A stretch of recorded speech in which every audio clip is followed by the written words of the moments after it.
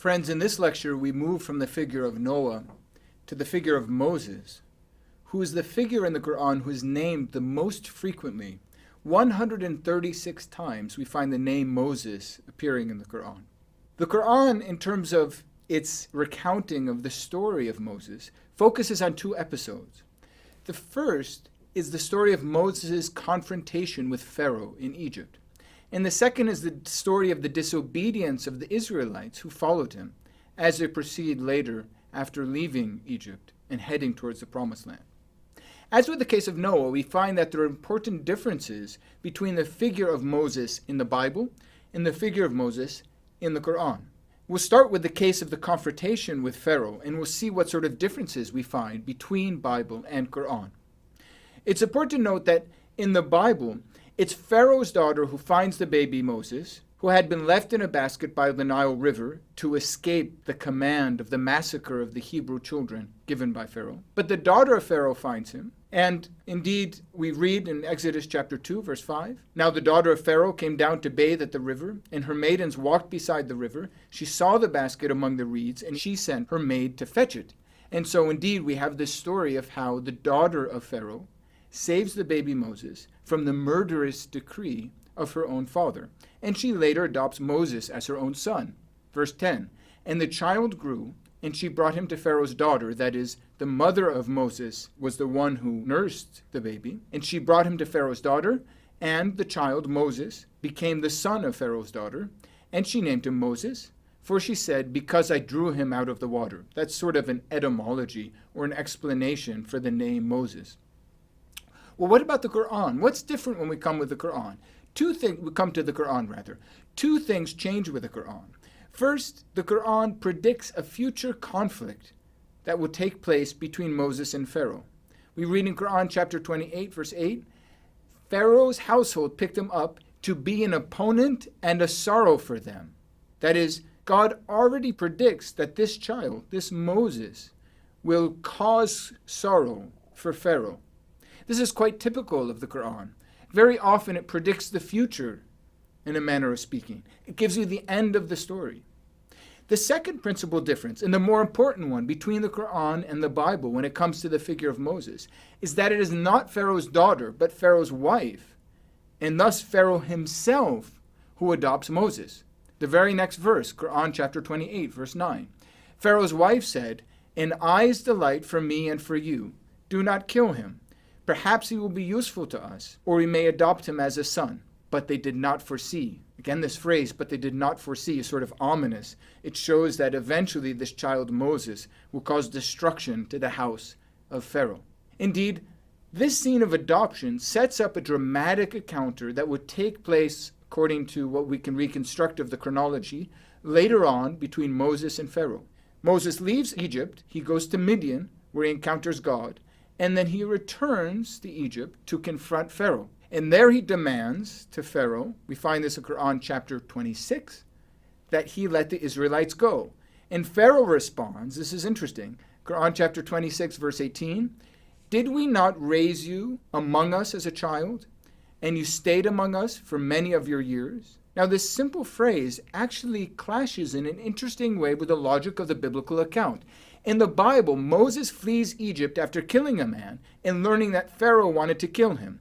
He only returns to Egypt when he learns that that Pharaoh who wanted to kill him has died. Exodus chapter 4, verse 19, "And the Lord said to Moses in Midian, 'Go back to Egypt, for all the men who were seeking your life are dead.'" In other words, what's happened with the Quran is, according to the logic of the Quran, it's the same Pharaoh, the Pharaoh who adopted Moses, whom Moses later on confronts.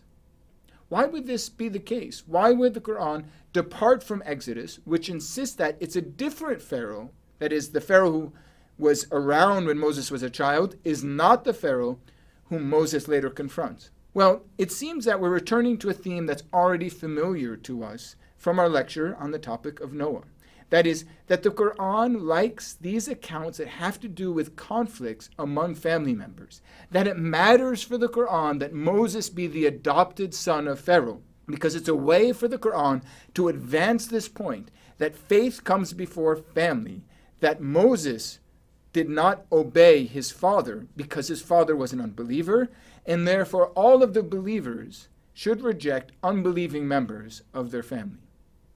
Well, let's move on to the second principal theme of the figure of Moses in the Quran, namely the way that the Israelites rejected him or hesitated to obey him later on after the conflict between Moses and Pharaoh. As for the disobedience of the Israelites, the Quran often makes the point that the particular heavy legal and religious injunctions laid upon the Jews was, in fact, a reaction, a divine reaction to their sinfulness. Indeed, God, according to this logic, has made burdens exceptionally strong or exceptionally heavy for the Israelites or for the Jews because they've been disobedient. Let me give a verse to try to make this a bit clearer. Chapter 4, verse 160. Due to wrongdoing on the part of the Jews, we forbade them good things that used to be lawful for them, and for deterring many from God's path. That is, God has made certain things that would have been lawful prohibited as a sort of punishment for the disobedience, or the wrongdoing of the Jews.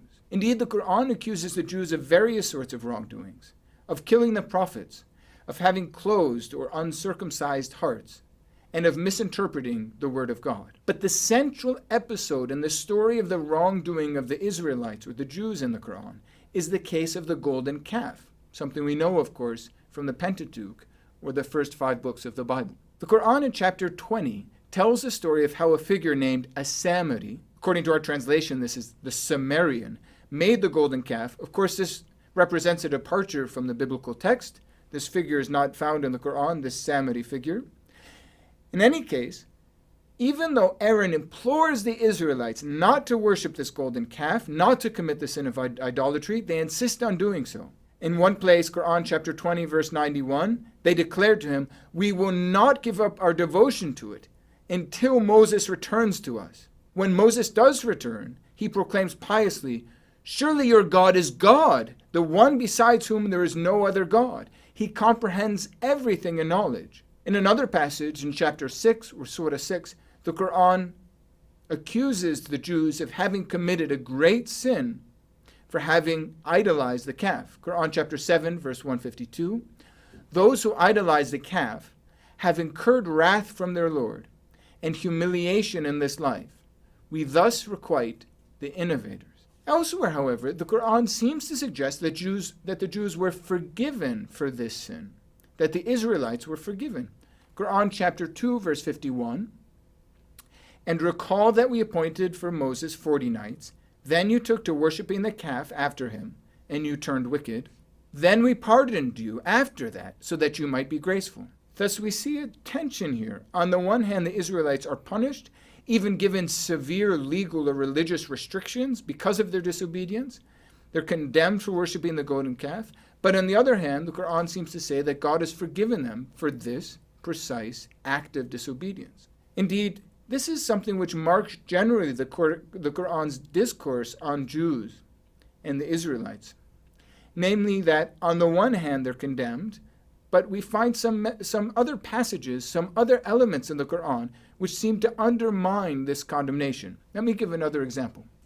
The Quran elsewhere regularly describes the Jews as a people who have been cursed for their disobedience. This is very strong language. Quran chapter 2, verse 46, but similar to Quran chapter 2, verse 88, in Quran chapter 4, verse 52, we read, God has cursed them for their disbelief. They do not believe except a little.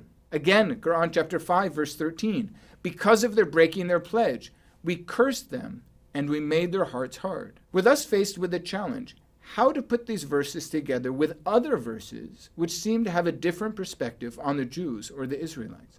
Indeed, in Quran chapter 2, verse 62, in Quran chapter 5, verse 69, the Quran includes the Jews among the peoples who will be saved, who need have no fear because they will not be sad. In other words, it seems to be including the Jews among those people who will go to paradise.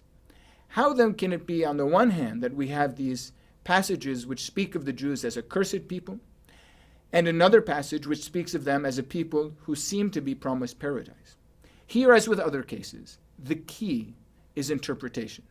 Indeed, the diversity of material on the Jews in the Quran leads to a diversity of interpretation today among Muslim scholars.